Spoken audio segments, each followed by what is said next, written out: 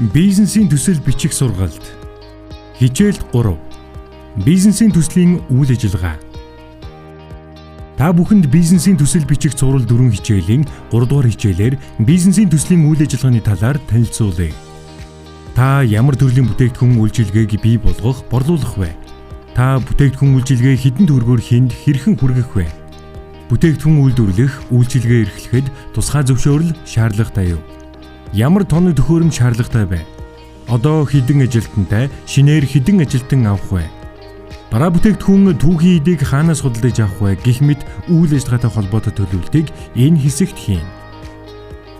Бизнес төслийн үйл ажиллагааны хэсэг нь 6 дэд хэсгээс бүрдэх бөгөөд үйлдвэрлэлийн бизнес үү, үйлчилгээний бизнес үү гэдгээс хамаарат зарим хэсгийг нь бичихгүй байж болно. Бизнесийн хэлбэрээс үл хамааран эхний 4 сэдвийг зайлшгүй бичих бөгөөд үйлдвэрлэл болон үйлчилгээнээс хамаарат зарим агуулгыг харилцан адилгүй байдлаар тодорхойлж бичнэ. 3.1. Маркетингийн төлөвлөгөө. Ямар бүтээгдэхүүн үйлдвэрлэх эсвэл борлуулах вэ? Ямар үйлчилгээ үзүүлэх вэ? Бүтээгдэхүүний нэр төрөл, шинж чанар, тоо хэмжээ, баглаа бодол, засвар үйлчилгээ ямар байх вэ?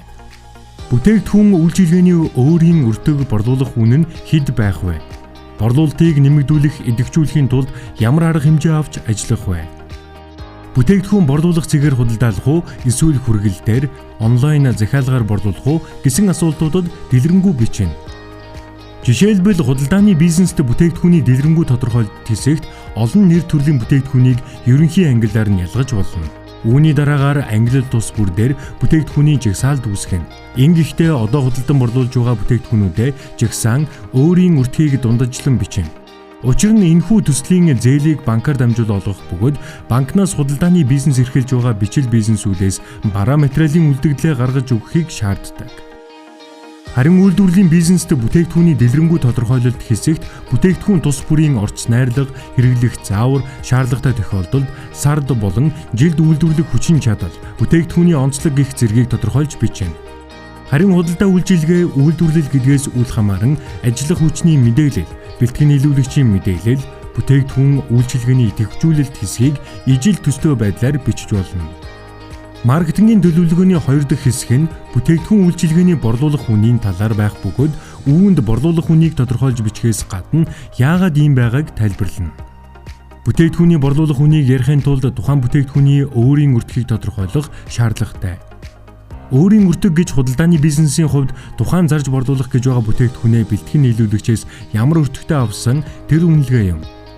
Харин үйлдвэрлэл эрхлэгчийн хувьд өөрийн өртөг тооцоолох хялбар аргыг хичээлийн сүүл хэсэгт жишээн дээр тайлбарлан үзүүлнэ.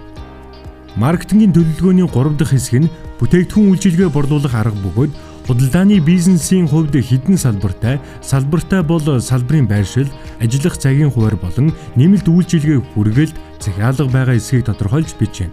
Хэрвээ нэмэлт үйлчилгээг санал болгох бол үйлчилгээний нөхцөлийг тайлбарлан оруулна. Жишээ нь 15,000 төгрөгөөс дээш худалдан авалтад хүргэлт үнэгүй. Харин үйлдвэрлэл эрхлэгчдийн хувьд бүтээгдэхүүнээ хэдэн цэгээр борлуулах, магадгүй та үйлдвэрлэсэн бүтээгдэхүүнээ томоохон худалдааны төв, хүнсний дэлгүүрүүдээр борлуулдаг бол дэлгүүрүүдийн байршил, ажиллах цагийн хуваар зэрэг мэдээллийг нэгтгэн хүснэгтээр харуулж болно. Бизнесийн эцсийн зорилго бол ашиг олох юм. Ашиг олохын тулд мэдээж борлуулалтыг боломжит хамгийн дээд түвшинд байлгах шаардлагатай бөгөөд ингэхийн тулд зар сурталчилгаа болон бусад идэвхжүүлэлтийн арга хэмжээнүүдийг ашигладаг. Та борлуулалтаа өсгөх ямар арга ашиглах талаараа энэ хэсэгт бичнэ. Хэрвээ таны төлөвлөсөн идэвхжүүлэх ажилд хөрөнгө мөнгө шаарддаг бол санхүүгийн тооцоолол хэсэгт оруулах шаардлагатайг санаарай. Борлуулалтыг нэмэгдүүлэх аргууд: зар сурталчилгаа, борлуулалт, үйлчилгээний урамшуулал, хөнгөлөлт, олон нийтийн харилцаа, биежилсэн борлуулалт, үйлчилгээ, утас, имэйл, шуудан, хаалга тогших гэх мэт шууд маркетинг, сав баглаа, боодлын сурталчилгаа, борлуулалт, бусад. 3.2 буюу шаардлагатай техник хэрэгсэл, үндсэн хөрөнгийн жагсаалт. Тухайн бүтээгдэхүүнийг үйлдвэрлэхэд ямар үндсэн хөрөнгө шаардлагатай байдаг вэ? Тэдгээр үндсэн хөрөнгө, тоног төхөөрөмж, техник хэрэгсэл танд байгаа юу? Худалдан авах эсвэл түрээслэхээр төлөвлөж байгаа юу? Шаардлагатай тоног төхөөрөмжийн өөрийн үнэлгээ эсвэл худалдан авах эсвэл түрээслэхээр төлөвлөж байгаа үнэлгээ хэд вэ? Зэрэг мэдээллийг энэ хэсэгт бичнэ. Өөрийн үнэлгээ гэдэг нь та 3 жилийн өмнө тухайн тоног төхөөрөмжийг 2 сая төгрөгөөр авсан байж болно. Гэхдээ та өнөөдөр тухайн тоног төхөөрөмжөө зарвал ямар үнэлгээгээр зарах вэ гэдэг үнэлгээ гэж ойлгож болно. Энэ хэсэгт зөвхөн тоног төхөөрөмж биш, магадгүй газар, барилга байгууламж, машин, тавилга, зойр гэх мэт хөрөнгүүдийг оруулж болно. Үндсэн хөрөнгө гэдэг нь худалдан борлуулах зорилгогүй бизнесийн үйл ажиллагаанд 1 жилээс дээш ашиглагдах хөрөнгүүд юм. 3-3 буюу шаардлагадах ажлын байр, хүний нөөцийн мэдээлэл. Одоо хэдэн ажилтнтай вэ? Нэмж хэдэн ажлын байр бий болгох вэ? Шаардлагатай ажилтны гүйцэтгэх үүрэг, цалин хөлсний хэмжээ, ээлжээр эсвэл ажлын өдрүүдээр ажиллах уу зэрэг ажлын нөхцөлийн талаарх мэдээллийг энэ хэсэгт оруулна.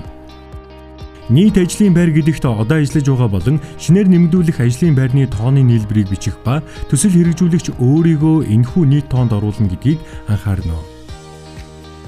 Мөн шинээр авах ажилтнанд тавигдах шаардлага, ур чадвар, туршлага, тусгай мэргэжил шаардлагадах хэсэг зэрэг мэдээллийг нэмэлтээр оруулна. Мөн энэ хэсэгт бэлтгэн нийлүүлэгчийн талаарх мэдээллийг оруулж болно. Энэ таны бизнес хэдэн түнш харилцагчтай, тэдгээр нь хэр найдвартай зэргийг харуулах нэмэлт мэдээлэл болно. Дээр дурдсанчлан бизнесийн хэлбэр худалдаа үйлчилгээ, үйлдвэрлэл гэдгээс үл хамааран ажиллах хүчний мэдээлэл, бэлтгэн нийлүүлэгчийн мэдээлэл, бүтээгдэхүүн үйлчилгээний идэвхжүүлэлт хэсгийг ижил загвараар бичих болно. Жишээлбэл бэлтгэн нийлүүлэгчийн мэдээллийг энэхүү загвараар бичиж болно. Үйлдвэрлэлийн бизнесийн хувьд түүхий давах газар нь олон байдаггүй бөгөөд нэмэлтээр яагаад энэхүү газрыг сонгосон шалтгаанаа тайлбарлан оруулж болно. Тухайлбал тухайн орон нутагт нэг л газар таны үйлдвэрлэлд ашиглах түүхий идэг борлуулдаг. Эсвэл таны үйлдвэрийн байртай ойрхон, бусдаас хямд өртөгтэй гэх мэт. 3-4 хэсэг буюу лиценз, зөвшөөрөл. Таны бизнесийн онцлогоос хамаараад зайлшгүй лиценз, тусгай зөвшөөрөл шаардлагатай бол зөвшөөрлийн нэр, зөвшөөрлийг хаанаас авах, хэрвээ танд байгаа бол зөвшөөрлийн хүчинтэй хугацаа, зөвшөөрлийн дугаарыг бичнэ. Тухайлбал бүх төрлийн шатахуун импортлох, бөөний болон жижиглэнгийн худалдаа эрхлэх, ургамал хамгаалахад ашиглах бодис импортлох, борлуулах, эмнэлгийн тусламж үзүүлэх, бүх төрлийн үйлчилгээ эрхлэх гэх мэт бизнесийн үйл ажиллагаанд тусгай зөвшөөрөл авдаг. Таны бизнесийн хэлбэр худалдаа үйлчилгээ, үйлдвэрлэл гэдгээс үл хамааран дээрх 4 хэсгийг заавал бичих ба 5-6 дахь хэсгийг зөвхөн үйлдвэрлэлийн төсөлд бичнэ. Үйлдвэрлэлийн түүхийд тоног төхөөрөмжтэй холбоотой энэ 2 хэсгийг өмнөх хэсгүүдтэй уялдуулж илүү дэлгэрүүлж бичнэ. Зарим түүхийд материалын хадгалтанд нэмэлт техник хэрэгсэл, тусгай нөхцөлийг шаарддаг. Тухайлбал хөргүүр, хөлдөөгч, чиггүй орчин, багтаамж талбай гэх мэт. Тиймээс энэ хэсэгт хадгалтын ямар тусгай шаардлага нөхцөл тавигддаг, тэдгээр шаардлагыг хангасан хэсэг, хангасан бол багтаамж зай талбайн хэмжээг тайлбарлан бичнэ. 6 дахь хэсэг буюу тоног төхөөрөмжийн мэдээллийг нэгтгэн хүснэгт байдлаар харуулъя. Түрээслэх тоног төхөөрөмж байгаа бол мэдээллийг дээрх хүснэгт дээр нэмж оруулна. Бизнесийн төсөл боловсруулж байхад нэг мэдээллийг дараагийн хэсэгт давтан оруулах шаардлага гардаг. Давхардж орсон гэд хасвал таны төслийг дутуу, шаардлага хангаагүй байна гэж үзээд үнэлгээнд сөргөөр нөлөөлөх эрсдэлтэй байдаг. Нэмэлтээр өөрт байгаа тоног төхөөрөмж болон шинээр худалдан авах тоног төхөөрөмжийн зургийг хавсаргаарай. Ингэхдээ зураг тайлбартай буюу байгаа тоног төхөөрөмж, худалдан авах тоног төхөөрөмж гихчлэн ялгаж өгөөрэй. Борлуулалтын үнийн тооцоолол. Харин одоо бүтээгдэхүүний борлуулах болон өөрийн үртгийг хэрхэн тооцоолдгийг харуулъя. Худалдааны бизнесийн хувьд дараах байдалтайгаар тооцоолж болно. Бэлтгэн нийлүүлэгчээс авдаг бүтээгдэхүүний дундаж үнэлгээг өөрийн өртөг гэх бөгөөд 4-р багны харгалзах нүдэнд бичнэ. Ашигын хувьд та анхнаасаа бизнестэй мөрдөж ажилладаг хувь байж болно. Энэ нь магадгүй та би бараа тус бүр дээр өөрийнх нь үнэлгээгээр 20% нэмсэн үнээр борлуулна гэсэн үзэл баримтлал байж болно. Мөн таны борлуулалтын цэг буюу дэлгүүрийн орчинд ижил төрлийн үйлчилгээ үзүүлдэг өрсөлдөгч байгаа тохиолдолд борлуулах хүн нь автоматар ижил төрлийн бүтээгдэхүүний хувьд өрсөлдөгчийн борлуулах үнэтэй ойролцоо буюу ихэнхдээ ижил байдаг. Энэ тохиолдолд ашигын хувийг шууд өөрөө тооцохгүйгээр бодолд хийж тооцоолдог. Бүтээгдэхүүний өөрийн өртөг болон борлуулах үн мэдэгдэж байгаа тохиолдолд ашигын хувийг олохдоо борлуулах үнийг өөрийн өртөгт хувааж гаргасан тооноос нэгийг хасаж тооцно. Хариу нь ямагт нэгээс бага эерэг тоо гарна. Тэг 115 гарсан бол 15%, тэг 132 гарсан бол 32% гэж ойлгоно. Бэлтгэн нийлүүлэгчийн үн өссөн ч таны ашигын түвшин хэвээрээ тохиолдолд борлуулалтын үн дагаад өсдөг. Энэ бол зах зээлийн хууль юм. Үйлдвэрлэлийн бүтээгдэхүүний хувьд өртгийг тусгай тооцоолол хийж бодож гаргадаг.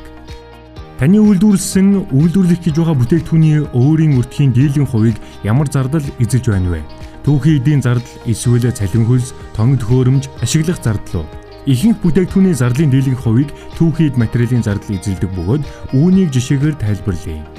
Тухайн бүтээгдэхүүнд ямар түүхийн эд оролдгийг жигсаан бичээд тухайн түүхийн эдийг зах зээл дээрээс ямар хэмжих нэгжээр авдаг. Нэг нэгжийг хэдэн төгрөгөөр авдгаа 4 дахь багны харгалзах нүдэнд бичнэ. 5 дахь багны харгалзах нүдэнд нэг ширхэг үйлдвэрлэсэн бүтээгдэхүүнд тухайн түүхийн эдээс ямар хэмжээтэй ордог хэмжээг бичнэ. Нэгж бүтээгдэхүүний орцын өртөг багны нүдэнд 4 болон 5 дугаар багны харгалзах тоонуудыг үржүүлж тавина. Энэхүү үснэгтээс харахад 350 г талх хийхэд 250 г гурил, тал өндөг, 50 г элсэн чихэр орж байна. Хөөлгөгчний хувьд нэг ширхэг хөөлгөгчнөөс 8 ширхэг талх гарах ба үүнийг яаж тооцоолж гаргасан гэхээр нэг ширхэг хөөлгөгчийг тэг 125 хуваахад 8 ширхэг талх гарна гэсэн үг. Энэхүү жишээний өвөгдлөөр бол 2 кг гурилд нэг хөөлгөгч орно. 2 кг гурилаас 8 ширхэг талх гарна. Хөөлгөгчнөөс 8 ширхэг талх гарна гэх маягаар орцын хэмжээ бүтээгдэхүүний өртгийг тооцоолж гаргаж болно. Ингээд нэг талхын өөрийн өртөг 79250 төгрөг байна. Үүнийг нэгж бүтээгдэхүүний өртөг гэж ойлгож болно. Үүн дээрээ ашигын хувиа нэмээд борлуулах үн гарна. Уг ашгаар та цалин хөлс, нийгмийн даатгал, түрээс, зээл, цахилгаан, ус дулаан гэх мэт бусад зардлаа төлнө гэсэн үг.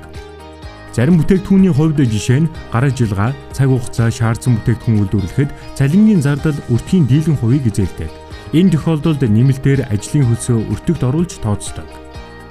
Иймхүү та бүхэнд бизнесийн төслийн үйл ажиллагаатай холбоотой хэсгийг бичиж дууслаа.